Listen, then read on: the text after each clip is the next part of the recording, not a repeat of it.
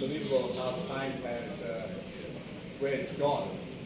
But I got to say, as I said to my staff just now, you can have Zoom calls, you can do everything, but until you come to Manila and Philippines, and especially AIRASIA, you don't get a sense of what an amazing country you have, and what huge potential you have, and what energy you have.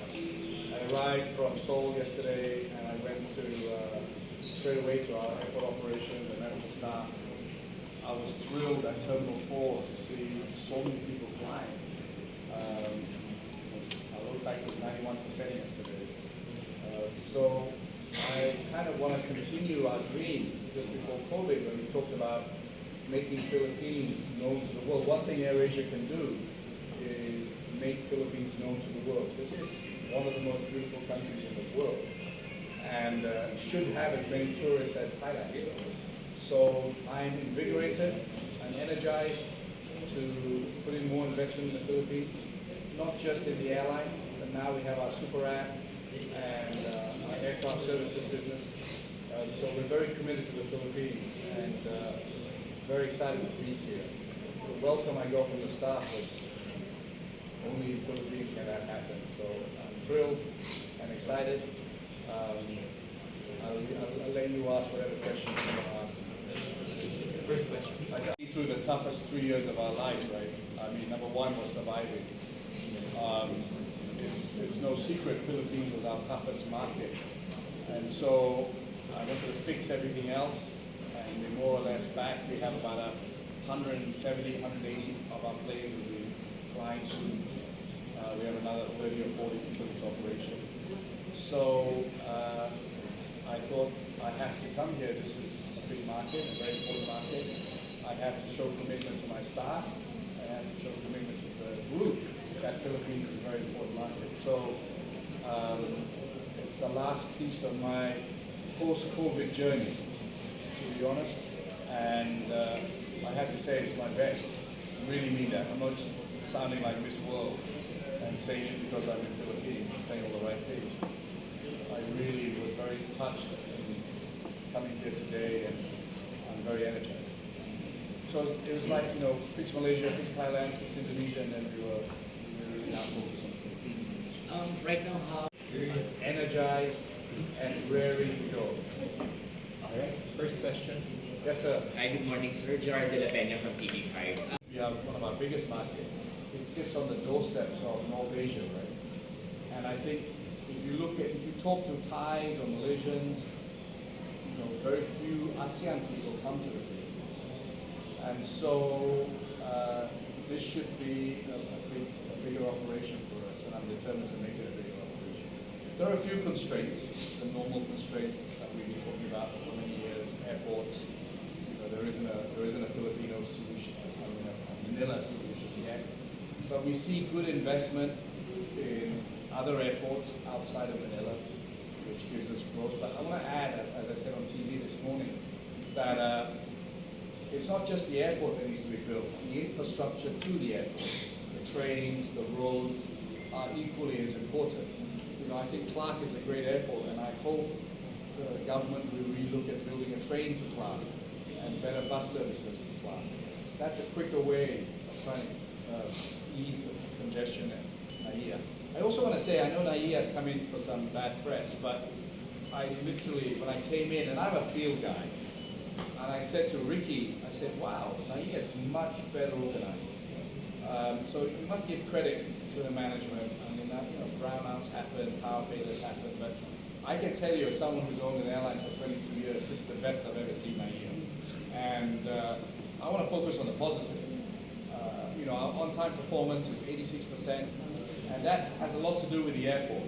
I thanked the Terminal 4 manager yesterday, and I'm saying it live on TV. I really mean it, that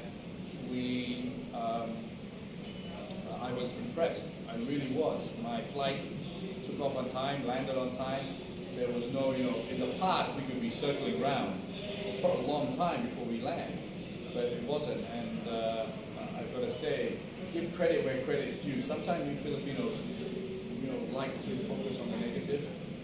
As an outsider and an insider, I want to congratulate NAIA, and I feel there's a lot of energy happening in the private sector, Cebu, good talks about Bohol, Puerto Princesa, etc. So, I'm optimistic. I said, I was impressed with it when I came.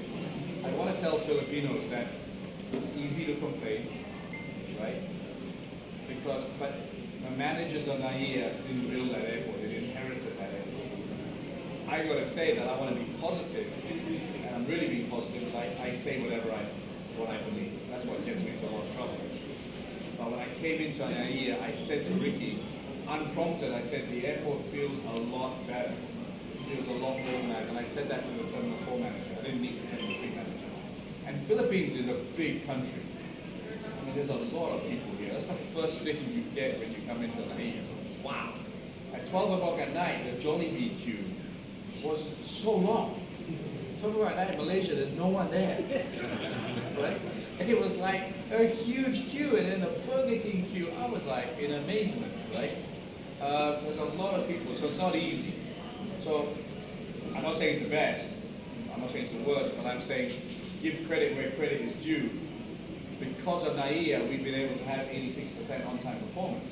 The airport must take credit, and rather than complain about it, I want to say I want to work with AIRA to make it better, and I got to say I'm encouraged. Philippines has to invest more in infrastructure.